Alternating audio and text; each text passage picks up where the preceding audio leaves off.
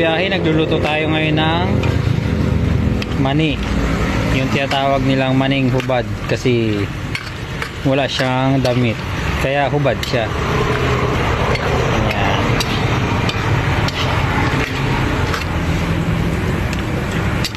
Ayan.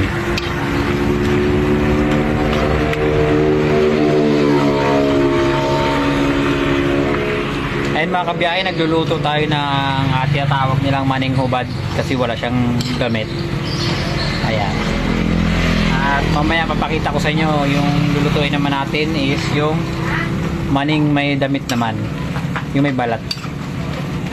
At ito normal lang to na mani na salted peanut lang yung pagluto natin. Tapos yung isa, yung may balat pa, yung gagawin nating spicy na peanut.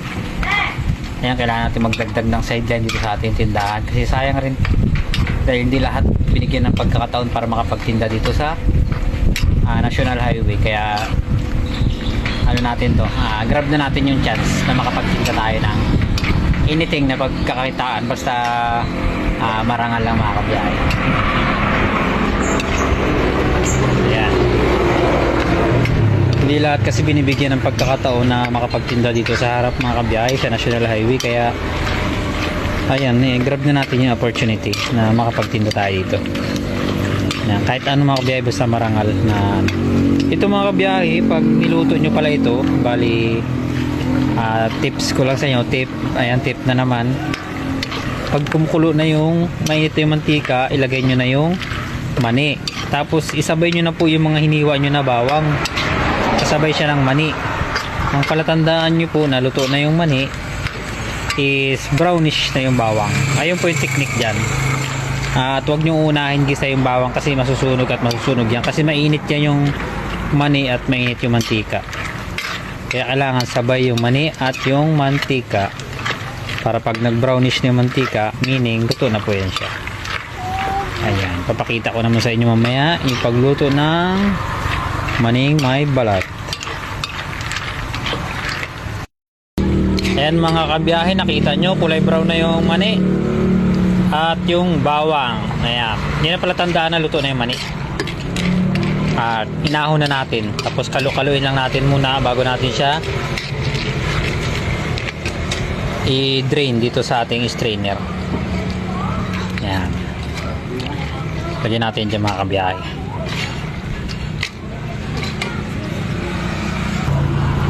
Ayan mga kabiyahe, at nasa strainer na, sinala natin. Nakita nyo kung medyo napatagal-tagal pa ito sa kawali, sigurado sunog na ito kasi tuloy-tuloy ang init niya yan. Kaya kung medyo ma-brown-brown lang yung bawang, ahunin nyo na po agad yan siya. Ayan na siya. Ngayon ilalagay natin ito mga kabiyahe sa malaking lalagyan natin na may bond paper para matuyo siya. Ayan, tuyo.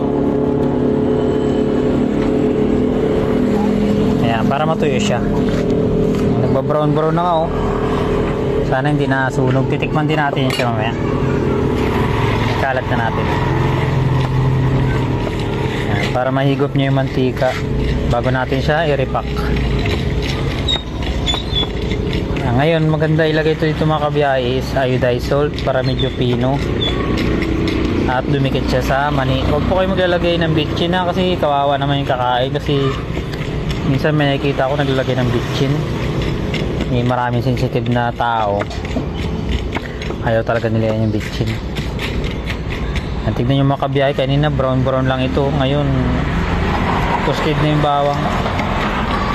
Ayan. Ngayon dito naman sa mani na may balat mga kabiyahe, same process lang rin yan. Natatandaan nyo kung paano lutuin ito. Ayan. Okay, yan. Ayan, dahil hinintay na natin na matuyo siya mga kabiyahe, pwede natin siya budburan ng asin. Ayan, mas the best ito kung ano sana, iodized. Huwag nyo na siyang budbudan muna ng asin pag basa pa, kaya medyo patagal-tagalin yung pahanginan nyo. Ayan, mas maganda ito iodized para nakadikit talaga dun sa peanut. or mani. Ayan, okay na yung mga kabiyahe kasi minsan sobrang alat naman. Ayan. Ihaluin lang natin ng konti. Bago, pwede na po natin siya i-repack. Pag malamig na po para hindi magpawis dun sa plastic ng mani. Ayan.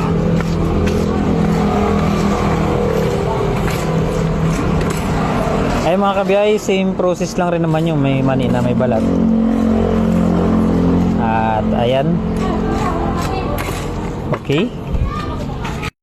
Ayan mga kabiyahe, tapos na rin natin igisa yung mani na may balat. Ayan. Tapos nilagyan natin ng chili garlic natin na galing ito mga kabiyahe, oh, yan. Chili garlic natin. Nilagyan natin para mag-spicy ng konti. Yan, i-repack na rin po natin mga kabiyahe. Ayan, bali ilagay din ulit natin dito sa pinaglagyan natin kanina ng maning may balat. Ayan.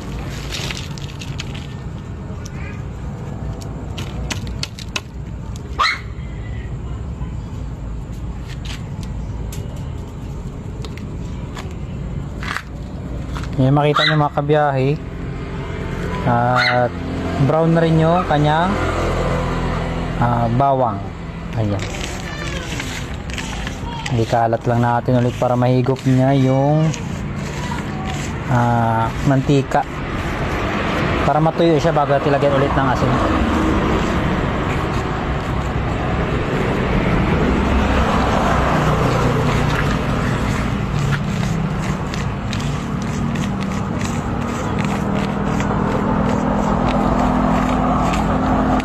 Ayan, same process din mga kabiyahe, pareho din ang pagluto natin ng mani na walang balat.